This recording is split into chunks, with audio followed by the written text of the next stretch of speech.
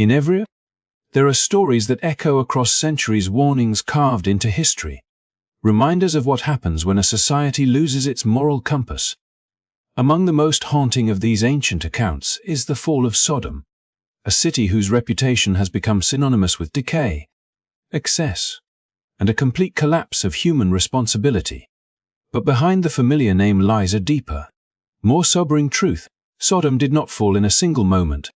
Its downfall was the result of gradual erosion of values abandoned, compassion forgotten, and boundaries broken until nothing was left to hold the community together. At the heart of this narrative is a defining moment that revealed just how far the city had drifted from the basic principles of dignity and respect. When two travelers, angels in human form, entered the city, they were met not with hospitality, but with hostility. A crowd gathered, driven by impulses unchecked and a culture that no longer honored the sanctity of others. This was more than a lapse in judgment. It was a reflection of a society that had normalized behavior without restraint, where empathy had withered and responsibility had vanished. Yet the story of Sodom is not merely an ancient tale. It is a mirror, one that challenges us to reflect on our own world, our choices, and the values we protect. History's lessons remain powerful because they invite us to look closer, to question, and to learn. If you find meaning in exploring these forgotten stories and uncovering the deeper truths behind them, I invite you to support this journey. Please take a moment to like the video and subscribe to the channel. Your engagement helps bring more of these powerful narratives to life, ensuring that the lessons of the past continue to guide the present. Long before Sodom reached its final breaking point, long before the night when a hostile crowd gathered outside Lot's home, the city had already begun drifting down a dangerous path, one that did not start with violence, but with comfort.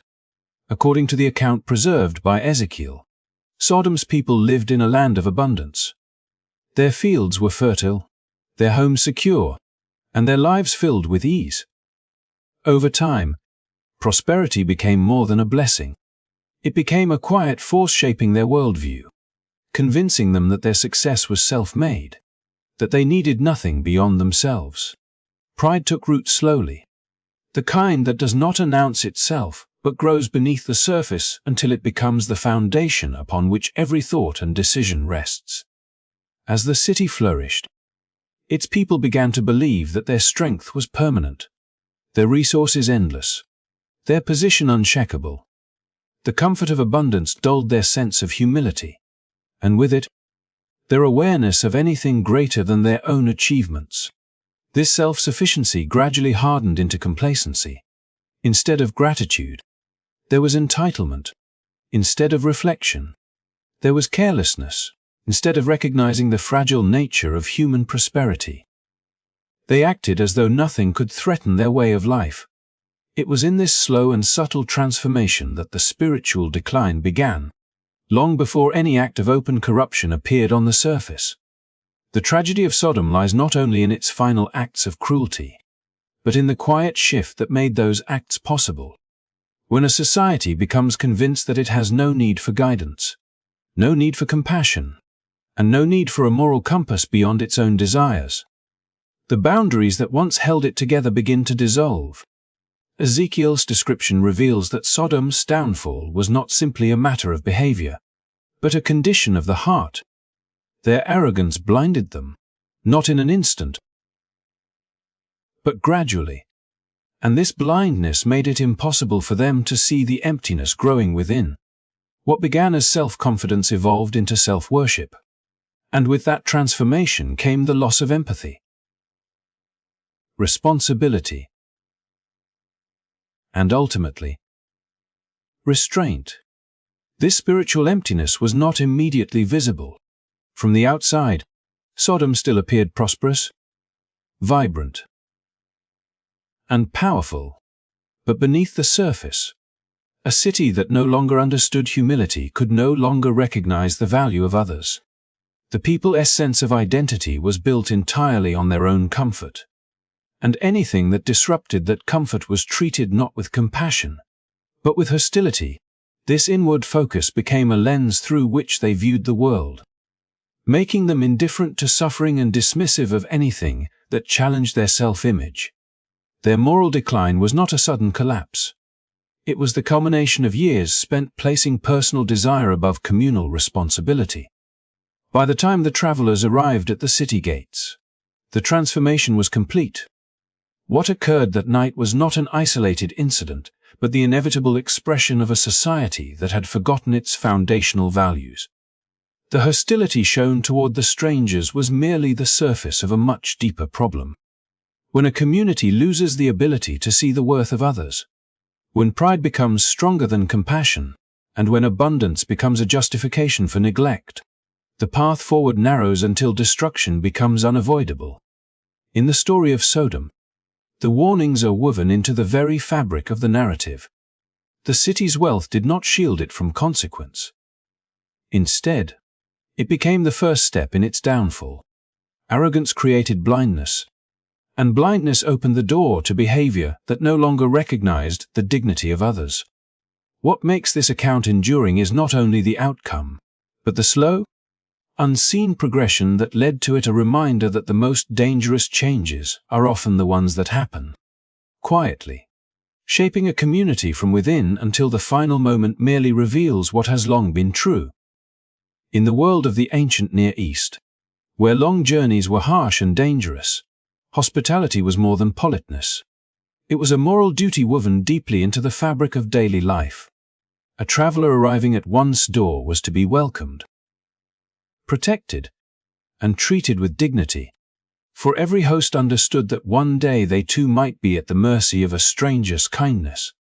This shared understanding formed an unspoken covenant across cultures, a code that safeguarded the vulnerable and upheld the humanity of all who passed between distant cities. Against this backdrop, the events that unfolded in Sodom take on an even more striking meaning, revealing just how far the city had drifted from the values that once defined healthy communities. By the time the two travelers reached Lot's home, unaware eyes, seeing only two ordinary men, the city had already abandoned the principle that once guided their ancestors. News of the visitors spread quickly, not because the people intended to offer shelter or assistance, but because the arrival of unfamiliar faces sparked something darker. The same pride and complacency that had grown from their prosperity now shaped their response to outsiders. A society that had become inwardly focused no longer viewed newcomers as human beings deserving of respect. Instead, they were seen as opportunities to assert dominance, to indulge impulses that no longer had boundaries, and to reinforce a culture where empathy had all but disappeared. Lot alone recognized the weight of tradition and the responsibility of welcoming those who sought refuge. He acted with urgency because he understood what the others had forgotten. To protect a guest was to uphold a bond greater than personal comfort or social approval. But as evening settled over the city, it became clear that his values no longer matched the spirit of the community around him. The crowd that gathered outside his home did not come with questions or concerns. They came with demands, driven by a collective mindset that no longer respected the vulnerability of strangers. Their reaction was not spontaneous. It was the natural consequence of years spent cultivating arrogance and neglecting compassion. This moment exposed the full extent of Sodom's internal decline. Where ancient culture emphasized the sanctity of shelter and the obligation to guard those who entered one's home, Sodom responded with hostility. Their actions reflected a city where moral boundaries had eroded so completely that harming visitors seemed not just acceptable, but expected. What happened that night was a violation not only of a social standard, but of the deeper principle that had once allowed communities to thrive. In a dangerous world, in rejecting hospitality, they rejected the very spirit of mutual responsibility that held societies together. The scene at Lot's door stands as a stark demonstration of how far the people had fallen from their origins. A community that forgets the importance of hospitality inevitably forgets the importance of compassion. And in forgetting compassion, it loses the ability to see the humanity of others. The violent response to the travelers was not simply an isolated episode of cruelty. It was the clearest expression of a heart that had long been hardening. Every choice made over the years, each act of pride, each moment of indifference to those in need had led to this point, shaping a collective identity that no longer aligned with the values that formed their ancient heritage. In this single encounter, the truth became painfully visible. The city that once enjoyed abundance had become a place where the most sacred responsibilities were cast aside, where the vulnerable were unprotected, and where the presence of outsiders triggered not generosity but aggression.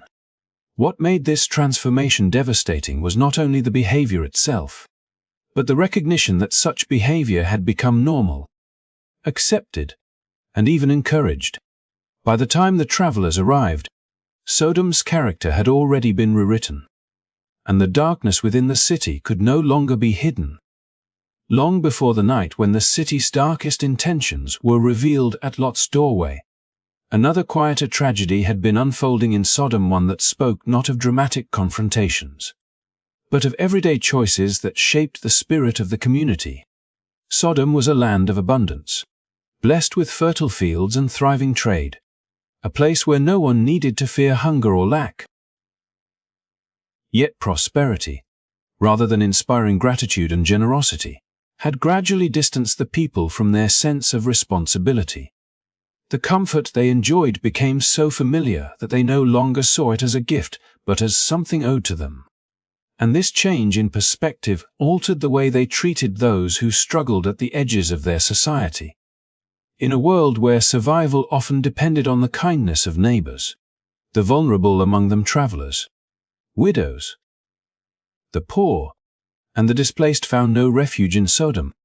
Their presence was met with cold indifference, as though the suffering of others had become an inconvenience rather than a call to compassion. The people who had once relied on a culture of mutual care no longer felt bound to uphold it, and the moral framework that had supported generations slowly unraveled. What made this decline especially striking was not the absence of resources, but the deliberate choice to withhold assistance despite having more than enough. Their abundance highlighted their neglect, revealing a deep disconnect between their prosperity and their willingness to use it for good. This disregard for the vulnerable stood in stark contrast to the values that had long guided their ancestors. Across the ancient world, the call to defend those who could not defend themselves was repeated with unwavering clarity. Communities were expected to lift up the oppressed, not turn away from them. Acts of kindness were seen not merely as gestures of goodwill, but as the foundation of a just and stable society. Yet that foundation had eroded so thoroughly that the cries of the needy went unanswered. The people had become so focused on preserving their own comfort that they no longer recognized the dignity of those who asked for help. As the city grew wealthier, its moral vision narrowed, and the suffering of others became something easily ignored. This indifference did not develop overnight. It spread through countless small decisions, each one reinforcing the belief that the less fortunate were someone else's problem. Over time, compassion was replaced by suspicion, generosity by selfishness, and humility by a sense of entitlement. The community that had once understood the importance of safeguarding the weak now viewed them as burdens. This shift, subtle at first, eventually reshaped the entire identity of the city. The neglect of the vulnerable was more than a failure of kindness. It was a reflection of a deeper spiritual emptiness that had taken hold. A city that could not extend its abundance to those in need had already forgotten the meaning of gratitude and the responsibilities that come with prosperity. The willingness to turn away from the oppressed revealed a heart that no longer valued justice or mercy. It showed that the moral decline described in earlier events, the pride, the arrogance, the loss of hospitality, was rooted in a much larger condition. Sodom was not merely a place that committed harmful actions. It had become a society that no longer recognized the worth of those who suffered, a community where compassion had ceased to influence decisions. This coldness toward the needy intertwined with every other aspect of Sodom's downfall, shaping the choices that followed and setting the stage for the city's ultimate fate. When a community grows comfortable enough to ignore the struggles of its most vulnerable members, it signals a deeper fracture within its moral structure. In Sodom, that fracture widened until the very idea of caring for others became foreign, and the silence of the neglected echoed through the city's final moments. Long before the final dawn broke over the valley, signs had already been given to Sodom, quiet signals that something in the heart of the city was drifting beyond the point of return. The pride born from abundance, the failure of hospitality, and the cold dismissal of the vulnerable were not isolated flaws, but markers of a deeper condition taking hold within the community. What made Sodom's story especially tragic was not simply the presence of wrongdoing, but the refusal to acknowledge any need for change. The people had grown so accustomed to their own way of life that even when confronted with opportunities to turn toward a different path, they chose instead to remain exactly as they were. Warnings did not come suddenly. They emerged gradually, through moments that invited reflection, through circumstances that should have stirred humility, and ultimately through the arrival of messengers who carried with them a final appeal. Yet each of these moments was met with the same response: a confident dismissal rooted in the belief that nothing was required of them. Prosperity had convinced them that their lives were secure, and complacency had convinced them that their choices bore no consequence. With every refusal to reconsider their direction, their hearts became more fixed, and their resistance to change deepened. Even Abraham, standing at a distance yet bound by compassion, stepped into the story as an intercessor. He pleaded not for punishment but for mercy, hoping that even a small spark of righteousness within the city might be enough to alter its course. His petitions showed how deeply he believed in the possibility of redemption. Yet the unfolding events revealed a harsh truth. Sodom had drifted too far from the values that once gave meaning to repentance. Their refusal was not born of ignorance but of deliberate choice, a decision to cling to a way of life that had long abandoned humility, gratitude, and empathy. When the messengers arrived, bringing with them both warning and a final chance, the reaction of the people made their condition unmistakably clear. Instead of pausing to consider the implications of their presence, instead of recognizing the weight of the moment, the city responded with hostility that reflected years of hardened attitudes. These messengers came not to judge, but to give Sodom an opportunity to see itself, to understand the path it had taken, and to choose a different ending. Yet the community's response revealed how deeply its rebellion had taken root. Every value that once upheld dignity and compassion had been overshadowed by an unwavering confidence in their own ways.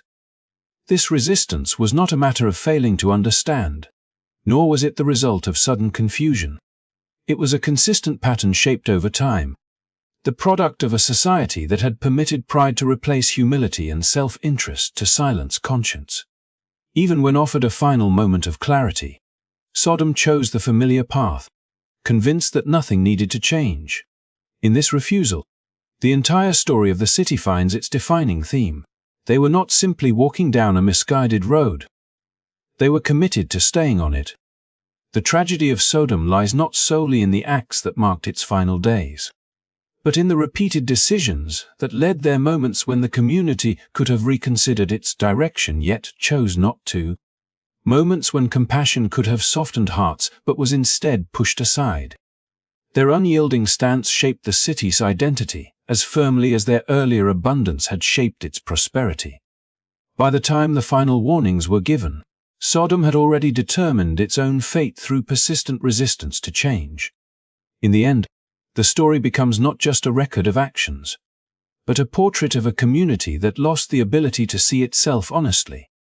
Their rebellion was not an emotional reaction, but a deliberate posture that defined every choice. And because of that, the outcome that followed was not an unexpected event imposed from the outside, but the culmination of a long, unwavering refusal to turn toward a different way of living. In the final moments of Sodom's story, the quiet stillness over the valley was shattered as the consequences of years spent ignoring warnings could no longer be delayed.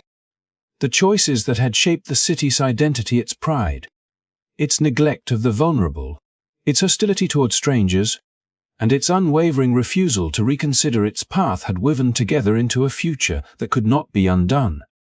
When the messengers led Lot and his family away, they were not merely leaving a place in danger.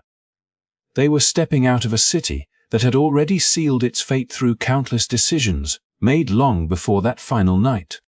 What followed was not abrupt or arbitrary, but the culmination of a long, deliberate journey away from humility, compassion,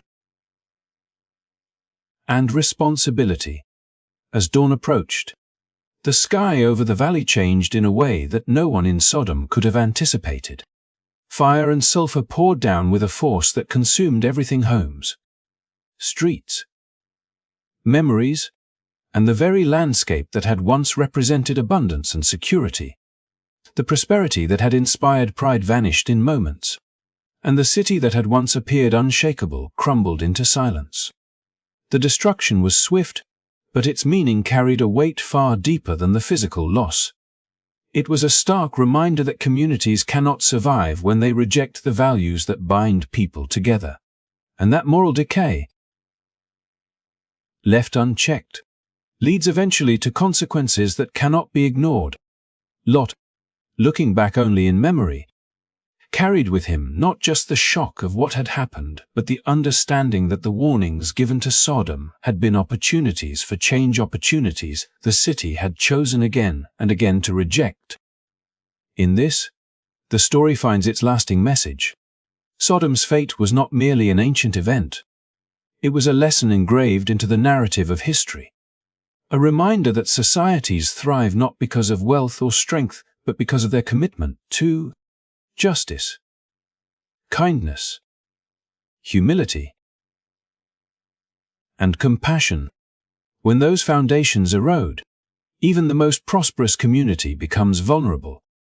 As we close this journey into the rise and fall of Sodom, the story leaves us with more than an account of destruction. It offers a mirror, an invitation to consider the values that shape our own lives and communities. It urges us to reflect on the importance of empathy, the responsibility we carry toward one another, and the consequences of choosing pride over humility or comfort over conscience. These lessons endure because they speak to every generation, reminding us that the future is shaped by the choices we make today. Thank you for spending this time exploring the deeper layers of this story. If the insights and reflections in this video resonate with you, I invite you to support the channel so we can continue bringing meaningful narratives to life. Please like the video and subscribe for more content that uncovers history's most powerful lessons and the timeless truths they still carry.